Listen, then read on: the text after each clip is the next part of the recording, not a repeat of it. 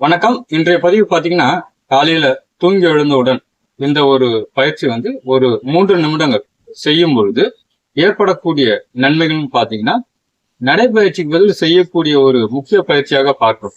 அதே போல மோஷன் ப்ராப்ளத்துக்கு ஒரு மிக சிறந்த ஒரு பதிவாக பார்க்கலாம். உங்களுடைய கல்லீரல், மண்ணீரல், பித்தப்பை ஸ்ட்ரென்தன் ஆகும். உடல் பருமன் நன்றாக குறையக்கூடிய ஒரு நிலையை நம்ம பார்க்கலாம். தொடையில் சேருகின்ற கொழுப்பு ஸ்தானமும் மிக சிறந்த ஒரு நிலையில குறையக்கூடிய ஒரு ஆற்றல் என்பது உண்டு. சக்கரவேதிக்கும் ஒரு மிக சிறந்த ஒரு பதிவாக பார்க்கலாம். நம்மளுடைய இரத்த ஓட்டம் சீராக்கக்கூடிய ஒரு ஆற்றலும் உண்டு. உடல் ரீதியாக ஒரு புத்துணர்ச்சி அளிக்கக்கூடிய ஒரு நிலையாகவும் பார்க்கலாம்.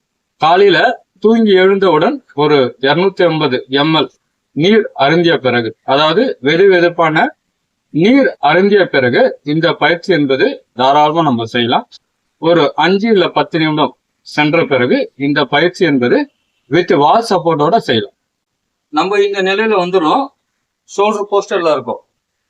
கொஞ்சம் வாலுக்கும், அதாவது சற்று ஒரு அடி இடைவெளியில நம்ம இருக்கலாம். இந்த நிலைக்கு வந்துடும். வந்துட்டு கைகள் இந்த ஸ்தானத்துல இருக்கணும். முதுகு பகுதி நேராக இருக்க வேண்டும். ஒரு 25 எண்ணிக்கை நம்ம இந்த நிலையில அப்படியே இருக்கலாம். சாதாரண மூச்சு.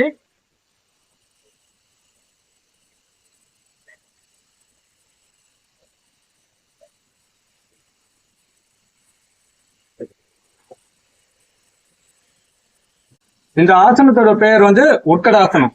ஒரு நாற்காலியை போல தோற்றம் இருப்பதனால இதற்கு இந்த பெயர்னு பார்க்கலாம். ஆரம்ப காலகட்டத்துல ஒரு 10 எண்ணிக்கை செய்யலாம். ஒரு 5 சுற்றுகள் செய்து கொண்டு வாருங்கள். உங்களுக்கு எக்ஸ்பீரியன்ஸ் ஆன பிறகு ஒரு 25 எண்ணிக்கை 5 சுற்றுகள் செய்து கொண்டு வரலாம். காலை மற்றும் மாலை செய்து கொண்டு வரும் பொழுது ஒரு அதிகமான பலன் எதிர்பார்க்கக்கூடிய ஒரு நிலையை நம்ம பார்க்கலாம். உணவு எடுத்த பிறகு செய்யறதா இருந்தா ஒரு 3.5 மணி நேரம் சென்ற பிறகு செய்யலாம். சப்போஸ் நீங்க வாக்கிங் போயிட்டு செய்யலாமா? வாக்கிங் போயிட்டு வந்த உடனே இந்த பயிற்சி என்பது செய்ய வேண்டாம்.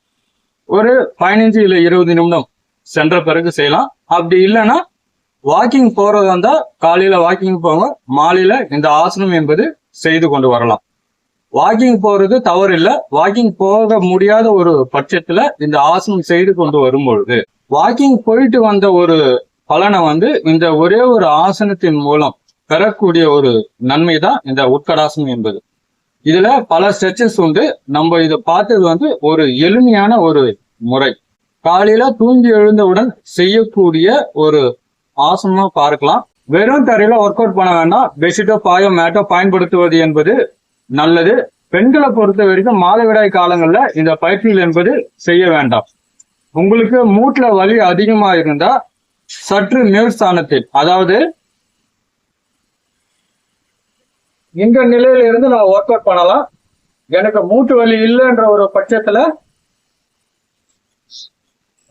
இந்த நிலையில இருக்கலாம். நன்றி, வணக்கம்.